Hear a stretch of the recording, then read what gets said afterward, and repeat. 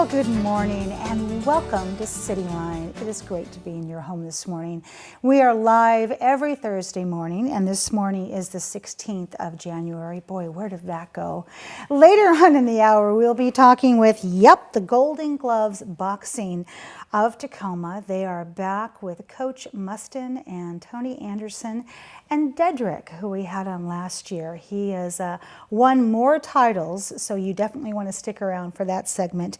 The Children's Water Festival and Orca Recovery Day is here to talk about that festival and also keeping our waters healthy and safe for our most beloved citizens, being the orca whales.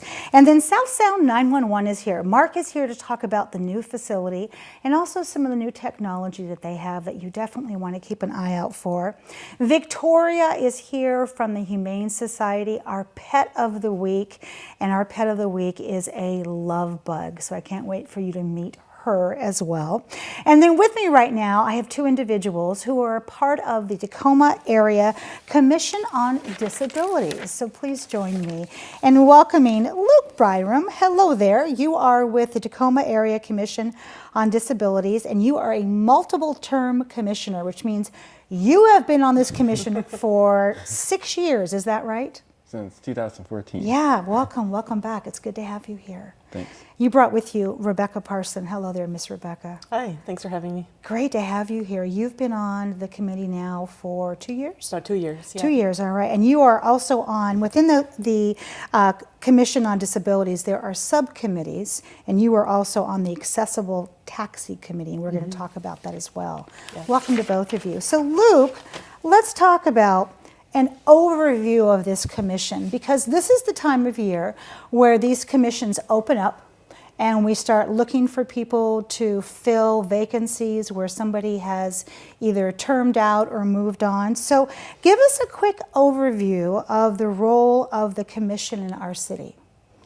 So the commission consists of 11 members with a variety of experiences, many of whom experience a variety of different disabilities, and we serve to advise and consult with city staff and city council regarding disability issues in the city of Tacoma.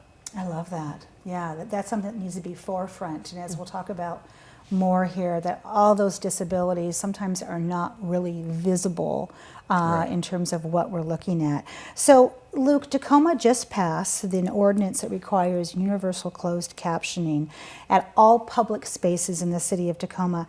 Tell us about how the commission got involved with this and what did you guys do to get this passed? So we really want to thank the deaf and hard of hearing community in Tacoma. Without them, this would not have been the success that it was. It was a 2 years in the making where we did copious amounts of research, hours and hours of research to put forth a closed captioning ordinance for the city of Tacoma citywide to require that closed captioning be on all public television, so like in bars and restaurants, gyms, any hospital waiting rooms, any public venue where TVs are on, they should have closed captioning on at all times. And the month before this goes live, which is it's to be enacted in March of 2020 of this year. The month prior, we are, with the assistance of the city's media department, doing a public education campaign for the community to especially target the businesses that reside in the city, so we can educate them on why this is so important to our community. Oh, that is fabulous. You know, I mean, here I sit, and when we talk about recognizing barriers and understanding those individuals that have disabilities that we can't see, I just naively assumed that closed captions were already in place legally, because I can't imagine having somebody walk into an establishment and be hard of hearing, or it to be so noisy in there that at that point their hearing capacity is diminished, and they have to rely upon closed caption for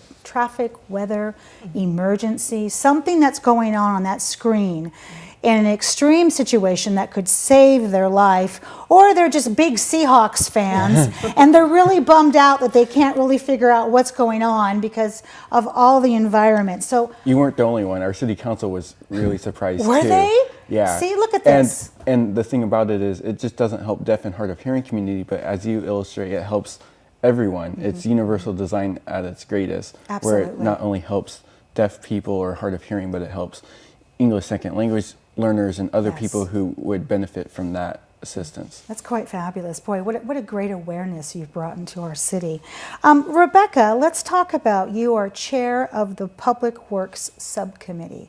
And this has to do, well, actually, you're part of that. There are some issues that we should be aware of when it comes to access on sidewalks, intersections, and buildings in the city of Tacoma.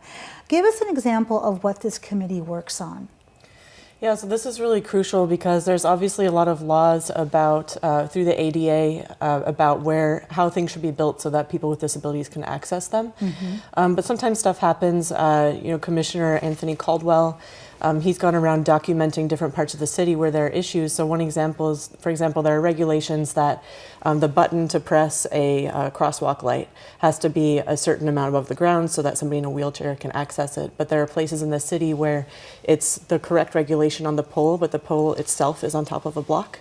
So the people in the wheelchair can't, many people can't get up and reach it.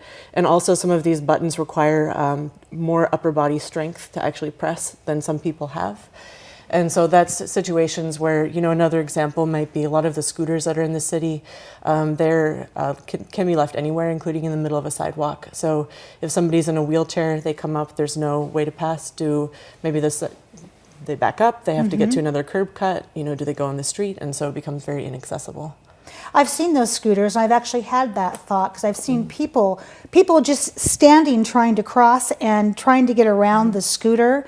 And you can imagine if that happens to those people who are mobile in that regard, I can only imagine how difficult it would be to be in a wheelchair and to have to get around a scooter and then navigate safely getting across a crosswalk, or come up to a crosswalk once you've crossed and there's a scooter. Yeah. Not good. Yeah. Let's also talk about the Accessible Taxi Subcommittee and give us an idea of what you are establishing around the city with that subcommittee.